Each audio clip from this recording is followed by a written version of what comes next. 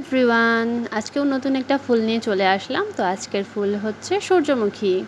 তো অনেকেই রিকোয়েস্ট করছিল আমি কিভাবে ফুলটা আঁকি একটু দেখানোর জন্য। তো আমি পেন্সিল দিয়ে একটু ড্র করে নিচ্ছিলাম ফুলটা।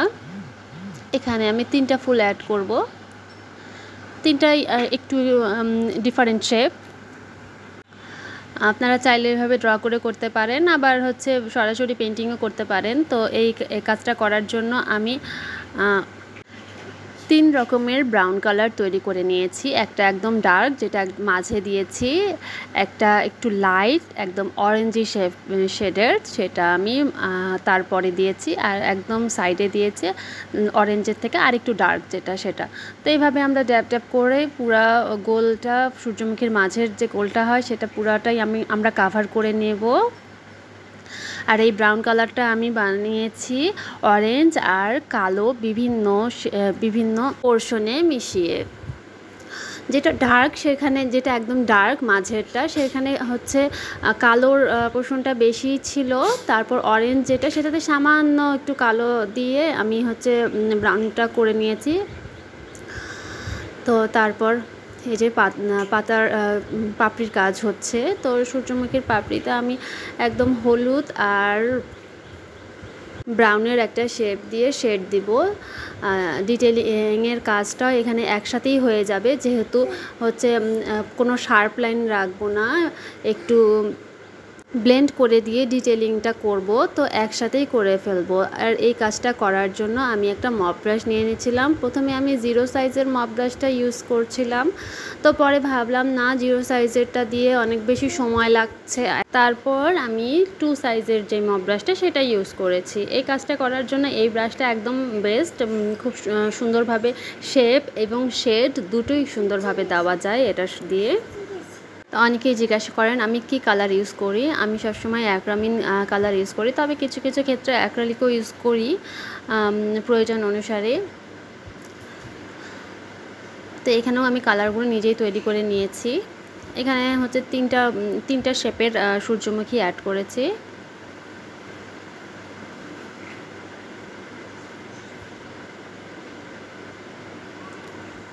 আর একটা প্রশ্ন বারবার পাচ্ছি, ডার্ক গ্রিন কালার কিভাবে হোয়াইট পেস্ট দিয়ে তৈরি করব। হোয়াইট পেস্ট সরাসরি ব্যবহার করব নাকি হচ্ছে সাদা রং ব্যবহার করব। আমি সব সময় বলি সাদা রং ব্যবহার করার জন্য হোয়াইট পেস্ট দিয়ে একটা সাদা রং তৈরি করে নেবেন প্রথমে। সেই রংটার সাথে অ্যাক্রামিন যে কালারটা, সবুজ কালারটা যে, সেটা মিক্স করবেন। একদম অ্যাক্রামিনের যেই হচ্ছে সবুজ কালারটা হয় সেটা অনেক ডার্ক হয়। তো এটার সাথে যদি সাদার সাথে যদি হচ্ছে অ্যাক্রামিনের ওই কালারটা ইউজ করেন, ডার্ক সবুজ কালারটা ইউজ করেন, তো ইজিলি একটা ডার্ক শেড চলে আসবে। আর যদি মনে হয় যে না, অনেক বেশি ডার্ক হয়ে গেছে, তো সেটার সাথে সামান্য পরিমাণ অ্যাক্রামিনের ইয়েলো কালার যেটা আছে সেটা ব্যবহার করবেন। তখন কালারটা আরেকটু লাইট হবে। আপনি কতটুকু লাইট করতে চাচ্ছেন তার উপর ডিপেন্ড করে ইয়েলো কালারটা ব্যবহার করবেন, ইয়েলো কালারটা মিক্স করবেন ওই সবুজ রঙটার সাথে। আর যদি শুধু সবুজ কালার তৈরি করতে চান তাহলে এনকে বাইন্ডার দিয়ে অ্যাপেল টোন ইউজ করতেও পারেন, নাও করতে পারেন, এটা অপশনাল। আর এনকে বাইন্ডার দিয়ে আপনারা হচ্ছে সবুজ রঙটা তৈরি করতে পারেন।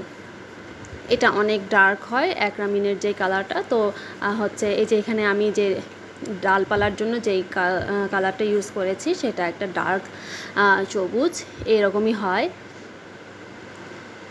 তো এইভাবে আপনারা তৈরি করতে পারেন। আর এইখানে এটা যেহেতু একদম হোয়াইট কালারের একটা ফ্যাব্রিকে আমি কাজ করছি, তো আমি এখানে হোয়াইট পেস্ট বেস্ট কোনো রং নিব না, নাইলে শক্ত হয়ে যেতে পারে।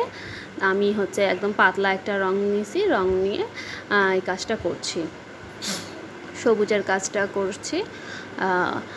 এই কাজটা করার জন্য, শিরাগুলো দেওয়ার জন্য আমি একটা পয়েন্টেড ব্রাশ নিয়ে নিয়েছিলাম। তারপর 0 সাইজের যে মপ ব্রাশটা দিয়ে, সেটা দিয়ে আমি ভাবলাম একটু সাইডে একটু হালকা একটু ওয়াশ দেই, খুব মিনিমাল রং ইউজ করব এখানে। আকাশি কালার, একটা আকাশের মতো একটা এফেক্ট যেন লাগে দেখতে, ব্যাকগ্রাউন্ডটা একটু সুন্দর লাগবে। তো সামান্য সাদা আর ম্যাক্সিমাম আকাশি, সেই আকাশিটাও আমি খুব কম পরিমাণে ইউজ করব। যখন কম পরিমাণে রং ইউজ করব তখন আমরা হচ্ছে ভালোভাবে পানি দিয়ে আমরা আগে ওয়াশটা করে নেব। পানি দিয়ে কাপড়টা একটু ভিজিয়ে নিয়ে তখন খুব হালকা হালকা করে আমরা আকাশি রংটা ইউজ করব। আর তার মাঝে একটু আকাশের মতো এফেক্ট যদি চান তাহলে একটু সাদা দিতে পারেন, তো ভালো লাগবে। তো এই যে কালারটা শুকানোর পরে আর একটু ছড়িয়ে যাবে আর একটু হালকা হবে। আমি পানি বেশি ইউজ করেছি এখানে। তো শুকানোর পরে ফাইনাল লুক হচ্ছে এটা। এই কাজ নিয়ে আর কারো কোনো প্রশ্ন থাকলে আমাকে জানাতে পারেন, আর কোনো ফুলের রিকোয়েস্ট থাকলেও আমাকে জানাবেন। আজ এ পর্যন্তই, টাটা।